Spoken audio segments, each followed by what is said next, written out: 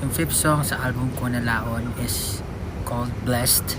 And I was able to write the song nung nag-stumble ako sa isang preach ng pastor sa YouTube. And yung preach niya was about the blessings that hindi natin nanonotice na blessings pala, hindi natin alam na blessing pala, na pinagpapala pala tayo ng Diyos. And yun yung naging parang inspiration ko para masulat tong kanta na to. Meron tayong mga bagay na hindi inaasahan talaga, na akala natin ganun-ganun lang, napapalagpas natin, hindi natin namamalayan na we're being blessed by the Lord. Dun sa intro, parang sinample ko yung preach ng pastor, tapos parang tinistort ko lang, pinitch up ko lang. Tapos sabi niya doon, the world is constantly changing. Madalas hindi tayo nagkakaroon ng oras para makapag-adjust din sa mga bagay-bagay na yun.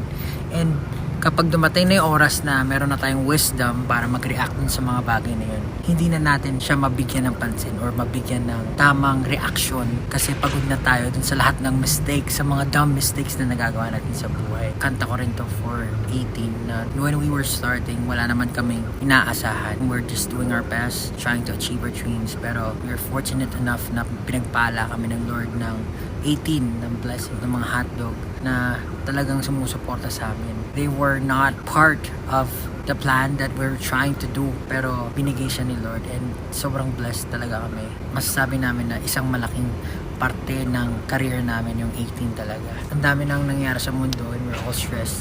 Lagi kami kinakabahan saan kami magpunta kapag mag-release kami ng kanta. Nawawala yung stress namin, nawawala yung nervousness na, nawawala yung anxiety namin kasi alam namin na may nakasuporta sa amin. So ayun yung blessed. If you have someone in your life that has been giving you this kind of feeling of security, this feeling of belongingness, pasalamatan niyo sila because you are blessed. We're all blessed. Yan po, blessed. Pakinggan nyo.